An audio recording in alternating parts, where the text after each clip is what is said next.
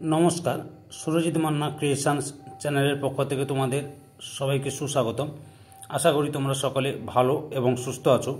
আমি তোমাদের জন্য এই ভিডিওটিতে তুলে ধরছি 2025 সালের ক্লাস 7-এর রায় ও মার্টিন প্রশ্নবিচিত্র থেকে সেকেন্ড ইউনিট টেস্টের জন্য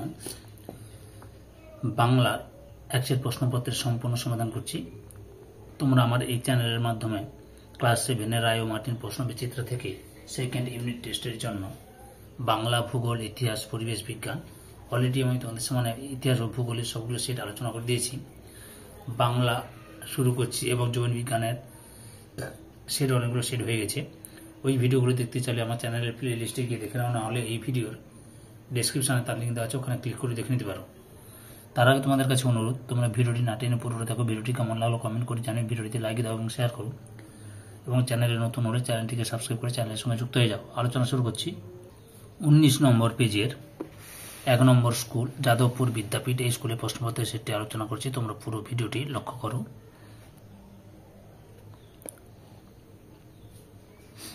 একটির দাগে সঠিক উত্তরটি নির্বাচন করো। 1.1 পুরন্দরকে মেঘচোর বলে গালাগাল দিয়েছিল। অপশান ক্ষয়ে কার্পভ।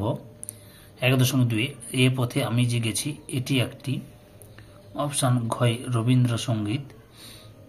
1.3 জগতের দরিদ্র শ্রেণী অধিকার করেছে। অপশান কয় মানব হৃদয়ভূমি। 1.4 সুবর্ণ যুগ আসে যার হাত ধরে। অপশান কয় সবুজ ঘাস।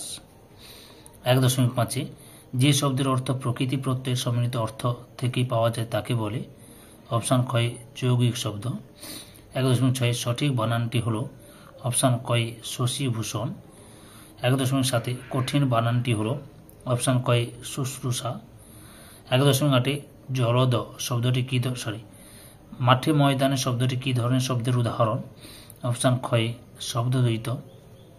1.9 জলদ শব্দটি কি ধরনের শব্দ। অপশান গয় যোগরূঢ়। 1.10 ঝিরঝির শব্দটি কি ধরনের শব্দ। অপশান কয় ধনাত্মক শব্দ। 1.11 গঠনগত দিক থেকে শব্দকে অপশান কয় 2 ভাগে ভাগ করা যায়। 1.12 পৌত্র শব্দটি অপশান কয়ে মৌলিক শব্দ। 2 দাগে পূর্ণবাক্যে উত্তর দাও। 2.1 সরলা দেবী রচিত গ্রন্থটির নাম কি। জীবনের ঝরাপাতা। 2.2 দাগে আজ নেতাজি এখানে বক্তৃতা দিতে আসবেন, এখানে কোন জায়গার কথা বলা হয়েছে। হেদো পার্কের কাছে ব্রিডট স্ট্রিটে। কেলো হেদো পার্কের কাছে ব্রিডট স্ট্রিটে, বুঝতে পেরেছ। তারপরে কি রয়েছে 2.3 অত্যাচারী শাসকদের নাম ভেসে গেছে কিভাবে। উত্তরটি লক্ষ্য করো। ক্ষমতা ও অর্থের জোরে যারা সৌধ বানিয়ে নিজেদের নাম অক্ষয় করতে রাখতে চেয়েছিলেন তাদের সেসব স্মৃতিসৌধ কালের গর্ভে ধ্বংসস্তূপে পরিণত হয়, ফলে তাদের স্মৃতি লুপ্ত হয়ে যায়। 2.0 জবাবটা জেনে নেব। কার কাছ থেকে কোন প্রশ্নের জবাবটা জেনে নেব। উত্তরটি লক্ষ্য করো। ঝোলা গুড় কিসে দেয়, সাবান নাকি পটকায়। সেই প্রশ্নের জবাবটা শেষ দাগে খুঁচিয়ে জেনে নেবে। 2.5 একেবারে কখনো থেমে যায়নি, কার কথা বলা হয়েছে। অ্যামিবা। 2.6 তিনি দেখলেন তার মাথার কাছে বসে আছে এই সুন্দরী মেয়েটি। এই সুন্দরী মেয়েটি আসল পরিচয় কি। তিনি কার্পভের মেয়ে। 2.7 চিরদিনের কবিতাটির প্রেক্ষাপট কি। প্রশ্নের উত্তরটি একটু বড় রয়েছে, তোমরা ছোট করে লিখে নেবে। এখান থেকে এতটা পর্যন্ত রয়েছে, একটু ছোট করে লিখে নেবে, বুঝতে পেরেছ। পরের প্রশ্ন 2.8 মূঢ় ওরা, ওদের মূঢ় বলা হয়েছে কেন। উত্তরটি এখান থেকে শুরু করবে, এতটা পর্যন্ত লিখবে, বুঝতে পেরেছ। পরের প্রশ্ন 2.9 হোটেলওয়ালার জন্মদিনের দিনে ও রাত্রে কি রান্না হয়েছিল। ভুনা খিচুড়ি, হরিণের মাংসের কোরমা এবং সরুয়া। 2.10 মাকুকে তৈরি করতে ঘড়িওয়ালা কত সময় লেগেছিল। প্রায় 17 বছর। 2.11 পরীদের রানী দেখতে কেমন। গোলাপি মুখে, সুন্দর কালো কালো চোখ, মাথায় সোনালি চুল। 2.12 সোনাটিয়া কি নামে মাকুর পরিচয় দিয়েছিল। প্যাঁ প্যাঁ পুতুল নামে। তারপরে 3 দাগে যে কোনো দুটি প্রশ্নের উত্তর দাও। 3.1 মেঘচোর গল্পে পুরন্দর এবং অসীমা চরিত্র দুটি পরস্পর বিরোধী বিজ্ঞান চেতনার প্রতিনিধি।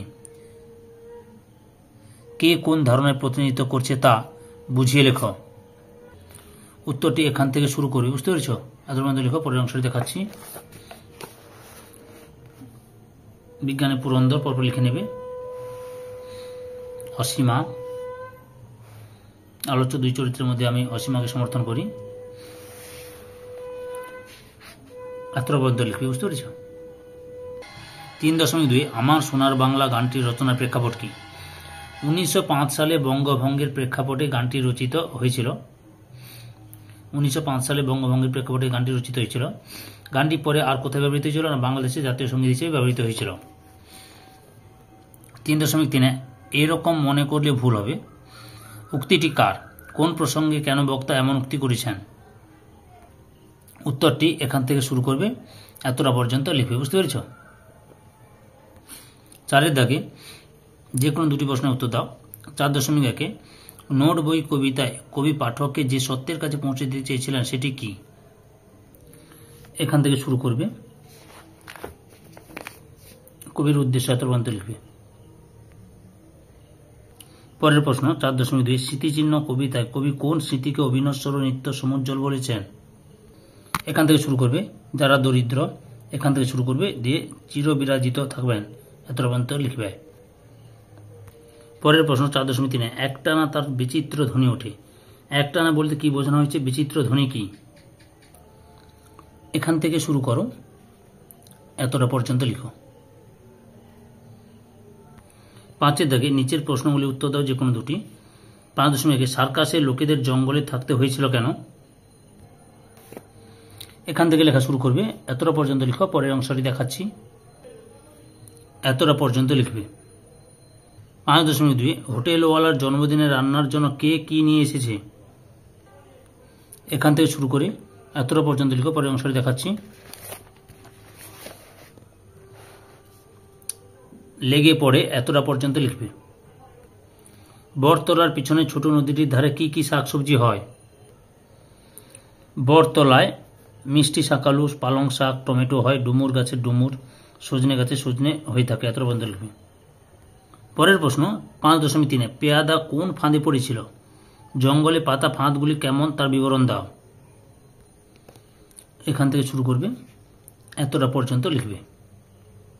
তার আগে এই যে লেখা আছে পেয়াদা কোন ফাঁদে পড়েছিল, না বাঘ ধরার ফাঁদে পড়েছিল, বাঘ ধরার ফাঁদে পড়েছিল, বুঝতে পেরেছ? এরপরে 6 দাগে বাক্য গঠন করো। 6.1 টাপুর টুপুর, বাইরে টাপুর টুপুর বৃষ্টি পড়ছে। 6.2 খিলখিল, শিশুটি মায়ের কথা শুনে খিলখিল করে হেসে উঠল। শিশুটি মায়ের কথা শুনে খিলখিল করে হেসে উঠল। এরপর 7 দাগে নিচের যে কোনো একটি বিষয়ে অবলম্বনে 150 থেকে 200 শব্দের মধ্যে একটি প্রবন্ধ রচনা করো। 7.1 দেশ ভ্রমণ, এই যে দেশ ভ্রমণের উপযোগিতা, এটা দেশ ভ্রমণ হিসেবে লিখো সুন্দর করে, বুঝতে পেরেছ? সুন্দর করে দেওয়া আছে এখানে।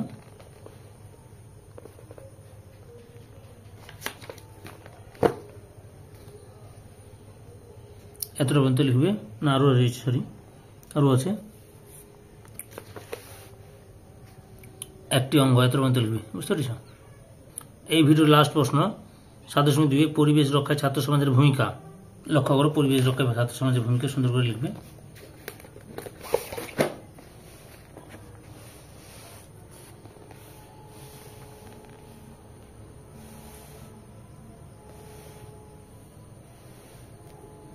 যতটা পর্যন্ত সম্পূর্ণ ভিডিওটি দেখে আমার চ্যানেলের পাশে থাকার জন্য তোমাদের সবাইকে অসংখ্য অসংখ্য ধন্যবাদ।